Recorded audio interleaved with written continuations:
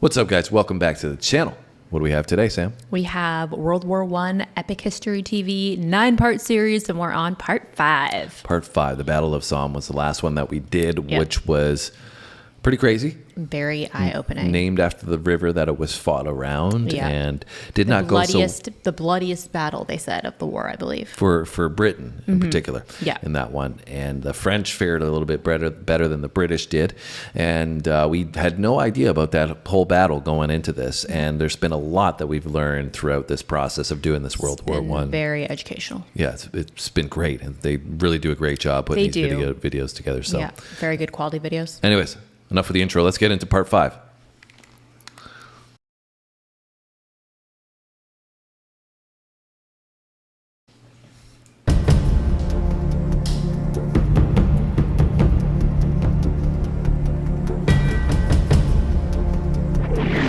In 1916, World War I became a war of attrition.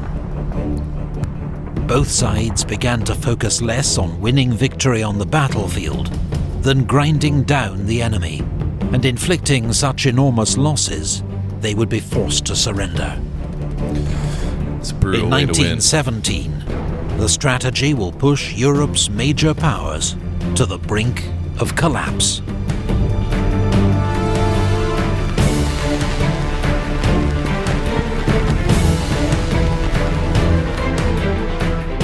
Germany knows it will lose a long war of attrition against the Allies, who have greater resources. So its leaders gamble. They resume unrestricted submarine warfare, believing their U-boats can cut off Britain's food imports by sea and starve the country into surrender within 6 months. But the new shoot-on-sight tactics mean neutral American ships will inevitably be caught in the crossfire, risking America joining the war on the Allied side.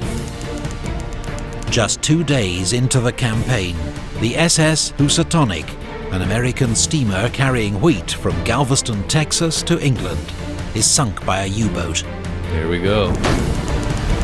The British then pass to the US government a telegram they've intercepted from German Foreign Secretary Arthur Zimmermann to the German ambassador in Mexico. Germany is encouraging Mexico to attack America if America and Germany end up at war. The so-called Zimmermann telegram puts yet more pressure on US President Wilson to declare war on Germany. Crazy. Didn't even know Mexico had any role in World War One. I don't really know what their armies were like back then with Mexico, but I doubt that Mexico would have any hope in beating the American military. No, but with support from Germany, they might. So Germany is probably trying to find another point where they can attack the U.S. from if needed to. And I think they're also saying that, like, if the U.S. goes over to support the war, then Mexico attack, because they'll be left with less defenses. Yeah, I think that the timelines are hard to know specifically when was said and who was going to do what and all that. Pinpointing it is difficult. But I think that Germany was changing its tactics at the risk of the U.S. being brought into the war, and they were going about it in a way that they were probably thinking it may eventually get to that. Yeah, that the U.S. so trying was to be cover their butt by bringing in Mexico. Yeah, by already, aligning with Mexico, right? True. But like you said, I mean, the expectations of Mexico at that point is probably, I don't know if that's a good idea. Yeah, like I'd be like, keep me out of it. Yeah. Anyways, didn't know about Mexico at all, like I said, what their role played in World War One. In Russia, enormous casualties and bread shortages lead to riots and revolution. The Tsar abdicates. A provisional government takes charge, pledging to continue the war. But at the front, Russian troops begin to desert en masse. That's no After a string of German provocations, the US finally declares war on Germany. It brings immense resources to the Allied cause, but they will take many months to mobilize. And the German gamble of unrestricted submarine warfare may still pay off. April is the U-boats' most successful month of the war. They sink 886,000 tons of Allied shipping, an average of 17 ships a day, all packed with urgently needed food and supplies. That's wild. Crazy. Britain will face starvation if the U-boats are not defeated soon. On the Western Front, the British launched the Battle of Arras, a diversion to support a major upcoming French offensive. After heavy fighting, Canadian troops seized the high ground of Vimy Ridge. It's a limited Allied victory, but costs 150. So we Where just did they jumped. come from? When did Canada get brought into the war? We've been watching this whole thing. We haven't mentioned Canada No, once. especially because the U.S. isn't even there yet. Yeah. I didn't know that Canada joined before the U.S. I knew that they were a part of Vimy Ridge. I've heard that Yeah, before. me too. But I never knew when they got into the war, and we haven't touched on that. So maybe we'll get into that momentarily. Yeah, nobody said like Canada joins. Yeah, I don't know, unless they had just sent some troops as a part of Britain because of the link between We Britain just and Canada. skimmed over that because apparently it didn't matter.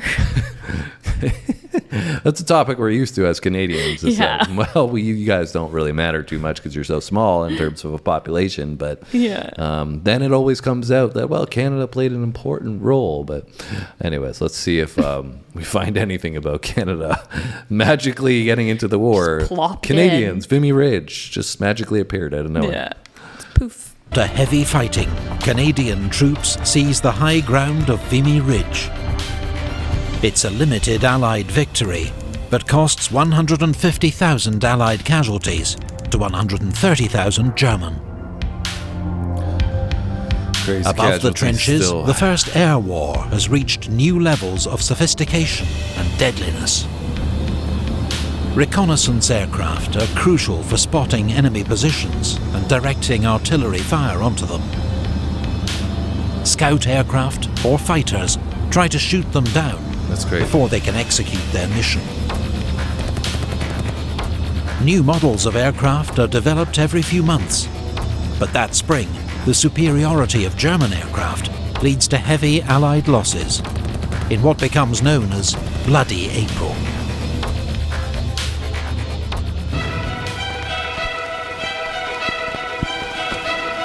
Sort of pause again, but that just blows me away just seeing that visual of them being in the plane and like having the machine gun out the window, and you see the pilot like looking across trying to find out where the plane is, and the guy with the machine gun's just watching. It's like shooting. all manual in this Yeah. plane with no protection. You're just literally in the open air in the sky. It's crazy. Yeah, it's also just wild to me that like the Allies always seem to have bigger losses than the Germans in all of these battles, but it's just because they have so many more people to be disposable, they can somehow win. That's what they were saying, war of attrition in 1917. Wild. 3 days after the fall of Vimy Ridge, French General Robert Nivelle launches his main offensive. Expectations are high, but after initial success, the advance bogs down, and casualties quickly mount on both sides.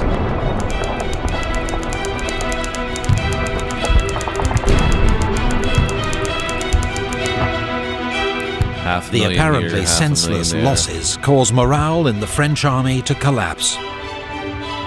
Whole units mutiny, refusing to attack. General Nivelle is sacked as French commander-in-chief and replaced by General Pétain, hero of Verdun, who promises no more suicidal attacks. Let's hope so. That summer, at Messines Ridge, the British tunnel under the German lines and detonate 19 enormous mines under the enemy position. It's the largest man-made explosion in history to date, Wow. and paves the way to a brilliant but highly local British victory.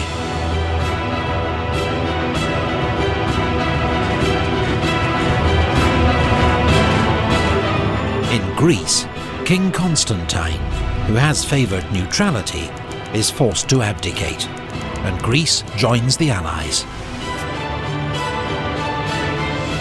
Russia's provisional government orders a new attack, But the July offensive is a disaster. The morale and discipline of the Russian army has collapsed. It can no longer be relied on to fight, and the Central Powers' counterattack is almost unopposed. At sea, the Allies begin to group their merchant ships into convoys, which sail under naval escort. The new system leads to a steady fall in losses. The tide is turning in the U-boat war. As discontent with the war grows in Germany, the German parliament, the Reichstag, passes a peace resolution, calling for a peace of understanding and reconciliation. It's ignored by the German High Command, which now effectively rules the country as a military dictatorship. What? In Belgium, the British launched their major offensive of 1917. The third battle. That's crazy. The parliament's like, we don't want to do this anymore. People are like, we don't want to do this anymore. Don't care. And people are like, no, this is not how it's going to go because we're in charge now. That's wild. I never even knew Greece was even in this war. Yeah, I haven't really heard much about them at all either.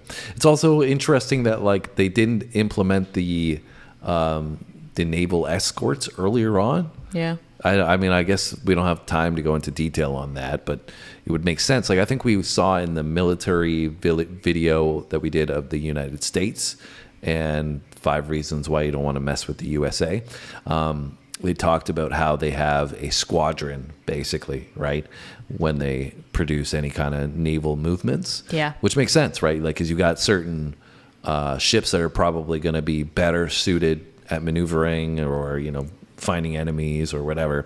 And so, I guess up to that point, they just had these ships going out and hoping that they made it by without anybody catching them because they don't have radar and all that stuff at the time. But, yeah. If you had a bigger movement, it's easier to see, but it's also easier to defend. So I just found that interesting that... Well, it's probably also a lot of resources for like every single one of your supply ships you're sending out to have escorts, right? You need a lot of naval ships. Well, you could just put them all at once, though, right? Instead of doing it one at a time, you could do send 10 supply ships all at once. True, with like Yeah. I mean, obviously, like I said, though, it's easier to sink more of the 10 if you find them, but if you can protect them, then you're fine. Anyways, I just found that interesting that it took them a while to switch that tactic. Mm-hmm.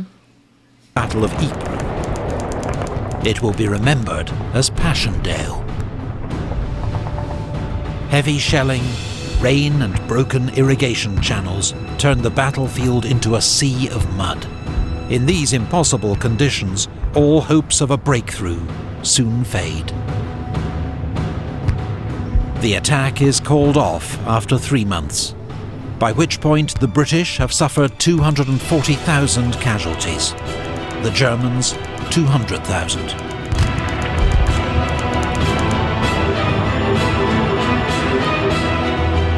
On the Italian front, at the 11th Battle of the Isonzo, Italian and Austro-Hungarian forces batter each other into exhaustion. There are 150,000 Italian casualties, 100,000 Austro-Hungarian. That year, 1917, the list of Allied nations grows.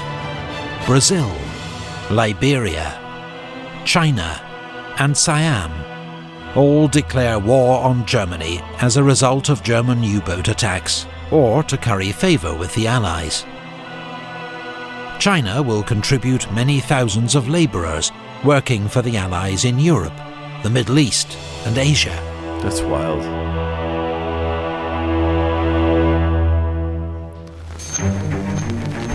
It's crazy to think that Germany, like just a couple of nations in Europe, was so powerful and just, had the ability to bring all these countries into the war because they couldn't be defeated. Yeah. It's like, clearly this is a lot about the Allies and what they were doing, and, it's about World War I in general, but it's also pretty mind-blowing to think how strong and steadfast Germany was at that time. Yeah, especially too because pretty much every single thing, at least in this video that they've touched on, the Germans were ahead in terms of technology and resources and all of that, like their engineering and stuff. Like they were ahead with everything. And like you touched on, every single battle that we see, it's like they've had less deaths. 240,000 for the Allies, 200,000 for the Germans, right? Every single one. So clearly they're winning each battle, right? But they didn't win the war because they didn't have enough men to do so, right? Yeah. And how vastly different the world could have been. But this is pointing to, as well, World War II. Similarly, Hitler had made a mistake in drawing the U.S. into the war. In World War I, we're seeing that the U-boats, similar tactic, basically bringing everybody into the war, and then it becomes a numbers game at that point. Yeah, for sure.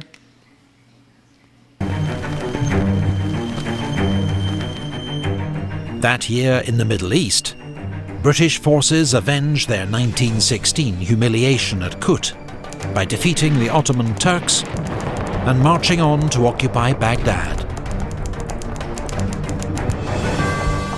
British forces in Egypt advance across the Sinai Desert, but are thrown back by Ottoman forces at the First and Second Battles of Gaza. In July, Arab rebels capture the strategic Ottoman port of Aqaba.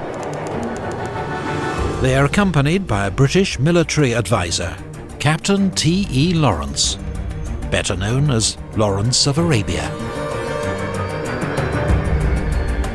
That autumn, British Foreign Secretary Arthur Balfour issues the Balfour Declaration, expressing support for the creation of a national home for the Jews in Palestine.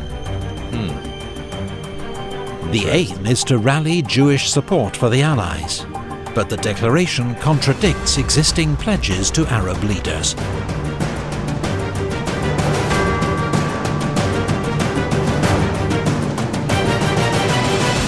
In October, the British finally win at Gaza, clearing the way for an advance into Palestine. 6 weeks later, General Allenby leads British troops into Jerusalem, ending 400 years of Ottoman rule. Interesting. With Russian forces in disarray, Germany is able to move troops from the east to the Italian front. At the Battle of Caporetto, they helped to smash through the Italian army, advancing 70 miles and taking 250,000 prisoners. Whoa. British and French divisions, desperately needed on the Western Front, have to be redeployed to shore up the line. In Russia, a second revolution brings Lenin's Bolshevik party to power. He is determined to end Russia's involvement in the war. In France, Georges Clemenceau becomes Prime Minister. Nicknamed the Tiger, he promises total war and total victory. But for the Allies in late 1917, final victory looks uncertain. Russia has stopped fighting. French armies are recovering from mutiny. The Italian front has almost collapsed, and American reinforcements still seem a long way off. For the time being, the British are the only effective Allied force in the field. So the British attack at Cambrai with the first major tank assault in history. Wow. On the first day, nearly 400 tanks spearhead an advance of several miles through German defences. 400 tanks. But then the tanks break down or are knocked out. The Germans rush in reinforcements, and the gains are lost. Damn.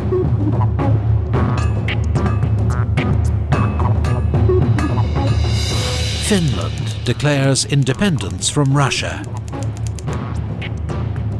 Romania, isolated by the Russian collapse, signs an armistice with the Central Powers. 6 days later, Russia also signs an armistice. The Allied Eastern Front is no more. 1917 has seen one major Allied power, Russia, knocked out of the war. Wow. But the arrival of a fresh new ally, America. Germany knows only military victory can now save it from being overwhelmed by Allied resources, and begins planning one last massive onslaught for the spring of 1918. Epic History TV relies on the support of fellow history lovers. So if you like...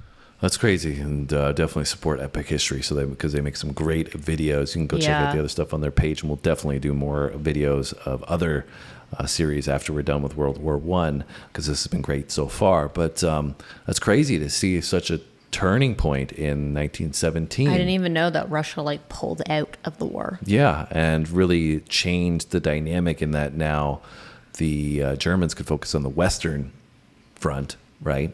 And with that Western Front comes along the U.S. that's about to be in there. Yep. I mean, the thing that's kind of weird to me, I guess at that time, it just took a long time to get men enlisted, get them prepared, get them over there on ships. But it seems like it took a long time from when the U.S. declared war to actually get them there to support.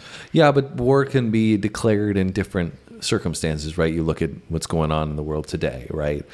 People or countries or leaders, I should say, have denounced or declared against Russia, but they haven't, actually put themselves in the war.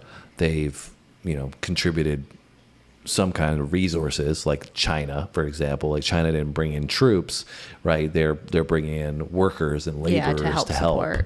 So the U.S. might have been doing something like that and not have brought in troops just yet. And they're building that process, like you said.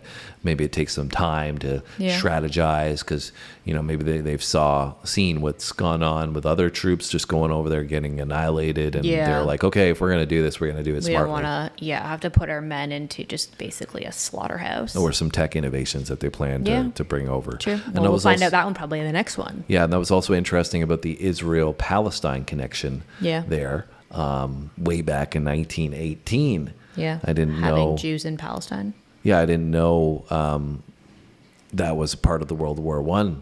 No, it was also interesting to see that the Ottoman Empire was in control of Jerusalem for 400 years. Yeah. Yeah, there is so much to history, that we don't know about. And you think about recent history and how much has changed, even like seeing Finland and Russia here, right? Like, it's only 100 years ago. It's just crazy how much has changed in the past 100 years, let alone the past, 2,000 years, right? Yep. So, I don't know, part 5 was just as interesting as all the parts have been thus far. So, make sure you come back for part 6. You enjoyed it as well? I did, yeah. It's been very interesting learning about all this stuff, yeah. I like these videos. They're very informative. They keep you captivated. This one in particular, though, you enjoyed it as much as the other ones? Yeah. I mean, I feel like this one was a little bit more, there were still lots that was happening, but I feel like it was a little bit more of a bridge from the big battle of Somme into now. In the next one, I think the U.S. is going to come in and they're going to turn up the heat a little bit. But there were still lots that took place in this. So. Yeah, I think this one was a little honorable, tiny mention of Canada as well. So all-encompassing, but we didn't get any details on Canada there. So anyways, guys, you can add comments down below. We appreciate your insights. Thank you so much for joining us for another video. You can hit the like button. Make sure you hit the subscribe button. You can check out the playlist for the other videos we've already done for this, and come back next week and check out our next one. We'll see you then. Thanks for watching, guys. See you then.